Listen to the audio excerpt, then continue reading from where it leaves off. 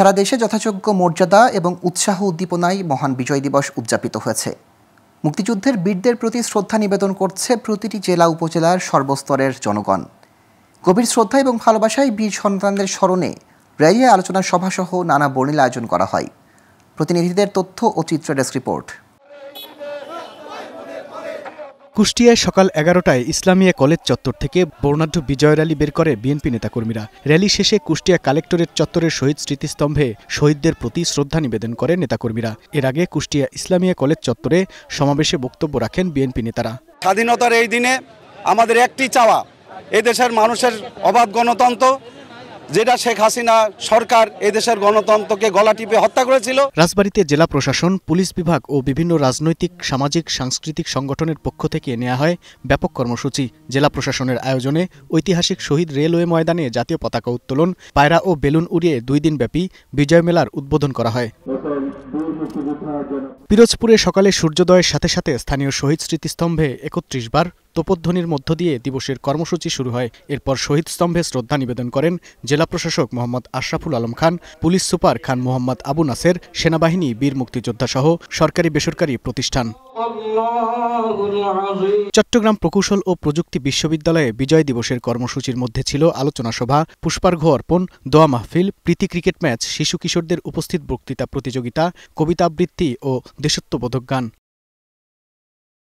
নাটোরের সিংড়ায় দিনব্যাপী বিজয় মেলা হয়েছে। সকালে উপজেলা কোর্ট মাঠে মেলার উদ্বোধন করেন উপজেলা নির্বাহী অফিসার মাজহারুল ইসলাম। এ সময় উপস্থিত ছিলেন উপজেলা মহিলা বিষয়ক কর্মকর্তা শমী খাতুন, উপজেলা নির্বাচন কর্মকর্তা আনিসুর রহমান, সিংড়া মডেল প্রেস ক্লাবের সভাপতি SM রাজু আহমেদ। 1971-এ যে সকল শহীদ হয়েছেন আমাদের দেশের জন্য, সেই সকল শহীদ, মুক্তিযোদ্ধা এবং সম্ভ্রম হারানো নারী সকলকে আমরা অত্যন্ত গভীরভাবে শ্রদ্ধার সাথে স্মরণ করছি। পাবনায় সকালে সূর্যোদয়ের সাথে সাথে শহীদদের স্মরণে নির্মিত স্মৃতিসৌধ দুর্জয় পাবনার পাদদেশে ফুল দিয়ে শ্রদ্ধা অর্পণ করেন জেলা প্রশাসক মোহাম্মদ মফিজুল ইসলাম ও পুলিশ সুপার মুর্তজা আলী খান। পরে জেলার বিভিন্ন রাজনৈতিক, সামাজিক ও সাংস্কৃতিক সংগঠন, শিক্ষা প্রতিষ্ঠান ও সর্বস্তরের মানুষ শ্রদ্ধাঞ্জলি অর্পণ করেন। বিজয় স্তম্ভে পুষ্পস্তবক অর্পণ সহ নানা অনুষ্ঠানের মধ্য দিয়ে যশোরে মহান বিজয় দিবস উদযাপন হয়। সূর্যোদয়ের সাথে সাথে 31 বার তোপধ্বনির মাধ্যমে শুরু হয় বিজয় দিবসের কর্মসূচি। এরপর শহরের মণিহারে বিজয় স্তম্ভে ফুল দিয়ে বীর সন্তানদের প্রতি শ্রদ্ধা জানায় সর্বস্তরের মানুষ। ঝিনাইদহে সূর্যোদয়ের সাথে সাথে সদর থানা চত্বরে 31 বার তোপধ্বনির মাধ্যমে কর্মসূচি শুরু হয়। এরপর স্বাধীনতা স্মৃতিসৌধে পুষ্পমাল্য অর্পণ করা হয়। চাঁপাইনবাবগঞ্জে আনন্দ র্যালি ও সমাবেশ করেছে জামায়াতে ইসলামী। সকাল 8:30টায় পৌর পার্কে জমায়েত হয়ে বর্ণাঢ্য আনন্দ র্যালি বের করা হয়। শান্তিমোড়ে সমাবেশে প্রধান অতিথির বক্তব্য রাখেন জামায়াতের কেন্দ্রীয় কর্মপরিষদ সদস্য মোহাম্মদ নজরুল ইসলাম।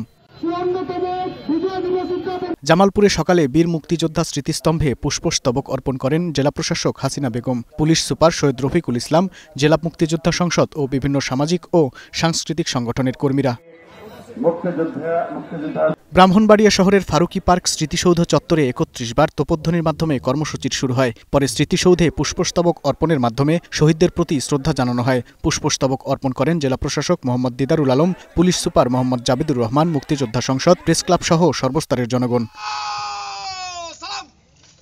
ঢাকার ধামরায়ে মহান বিজয় দিবস উপলক্ষে সাংস্কৃতিক অনুষ্ঠান ও GPA 5 প্রাপ্তদের সংবর্ধনা দেওয়া হয়। কালামপুর AMS পাবলিক স্কুল মাঠে সংবর্ধনা অনুষ্ঠানের আয়োজন করা হয়। স্কুলের প্রধান শিক্ষক নাসির উদ্দিনের সভাপতিত্বে বক্তব্য রাখেন সুতিপাড়া ইউনিয়ন পরিষদের chairman Rumizur Rahman Chowdhury Roma. Global Television News desk.